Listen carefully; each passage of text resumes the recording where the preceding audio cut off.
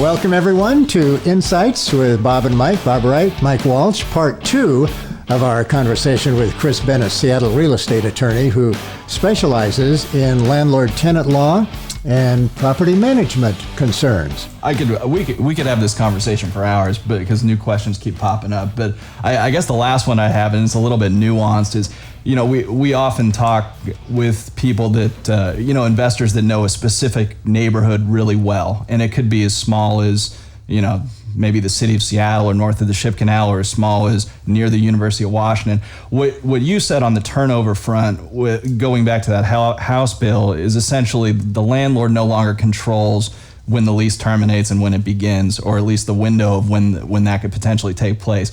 So that how do you foresee that impacting? A lot of university district investors, for instance, know the leases start in September because that's when people want to move in, and that's when people want to move out. How do you see some of this legislation and these ideas coming from both Olympia and Seattle impacting certain neighborhoods? And do you think that maybe that's a little bit too in the weeds, or is that a likelihood going forward? No, again, those are the kinds of things that are going to change. And again, folks are going to have to adapt. I want to keep coming back to this idea that rental housing is not going away. Even in the most, difficult environments for rental property owners, there's still tons of rental housing.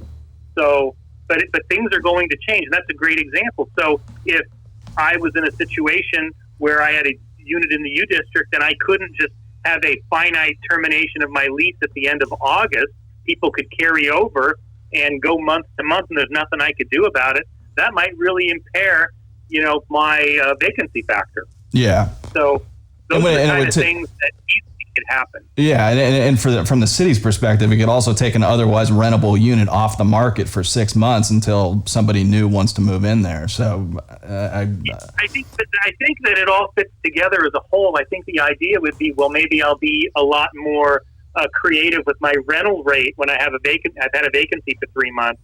And again, all of this is ultimately about assisting the tenants. Right. So, if they can make it cheaper for the tenants, that is a win for them.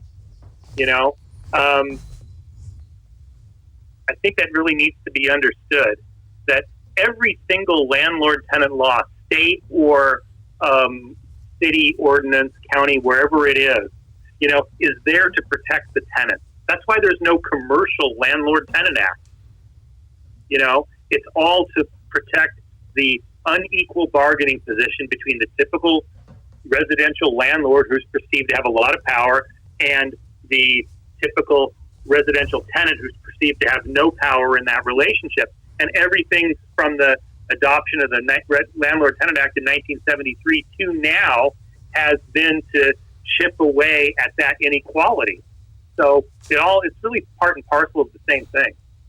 How would they do, not to keep you too long here, but how would they justify that thought process on something like universal background checks, for instance, where theoretically the legislation is designed, or at least the talking points are designed to protect a certain group, but really the legislation itself for allowing background checks is to not only protect the building itself and the investor, but to protect other people living in the building.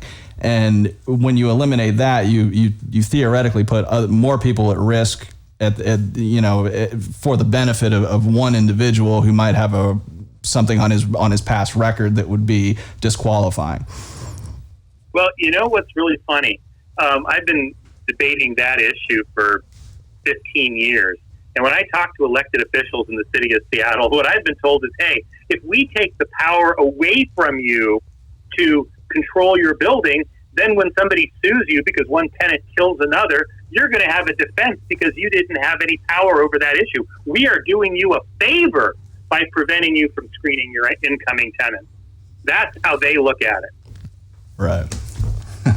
So again, it's like first in time in the city of Seattle. You may know I was one of the plaintiffs in the first in time case, in the Yim case. One of my family partnerships was one of the four named plaintiffs in that case. And what that case was all about was the presumption that if you are picking and choosing among your tenants, you've got to be discriminating, whether you admit it or not, whether you even know it or not. Implicit bias was the argument. So we want to take all of that away from you and let somebody and limit your ability to make those granular decisions. What was the result of that case? It went to the state Supreme Court, and we lost. And so First in Time is now the law of the land in the city of Seattle. We also made a petition for review to the United States Supreme Court, which was rejected. So as it stands today, city of Seattle, you have to have this pretty convoluted procedure to use for, selecting your tenants. First come, first served. And I just wanted to emphasize the idea that as well as being well capitalized so you can, survive a downturn, I think it is really important for real estate investors to be well diversified within real estate.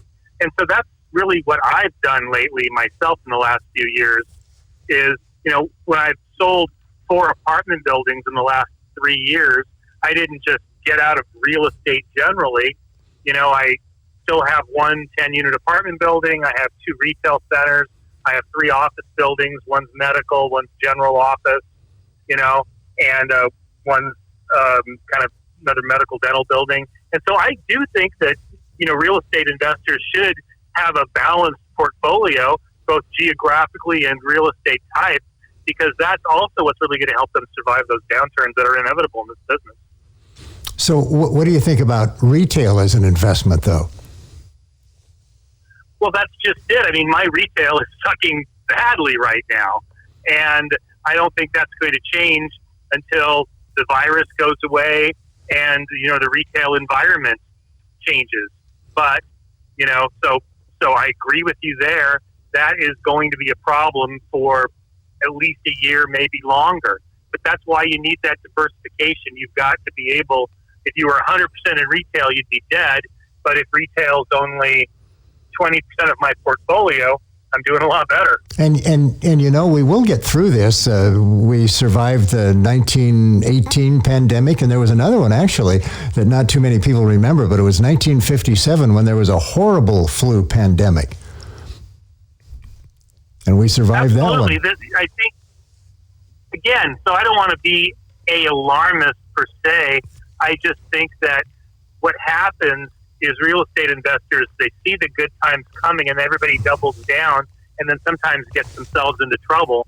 And I just think a little bit of caution and some deeper pockets and some little conservative investing and some, diversified portio of real estate is just really important. I always appreciate your thoughts. Sorry about that. Yeah, thank you. I appreciate that. Yeah. Some good thoughts. We want to thank Chris very much for his time and talking with us on Insights. And let's remind everyone that in addition to being an experienced real estate attorney, Chris has real boots on the ground experience with these issues, having come from a real estate and property management background and family. Yes, indeed. Thank you. Thank you for that. Listen, if you ever find yourself in need of legal help in any of these areas, let me mention that Chris's office number at Heckler Wakefield is 206-447-1900. That's 206-447-1900. Chris Benis, everyone. Thank you, Chris, very much.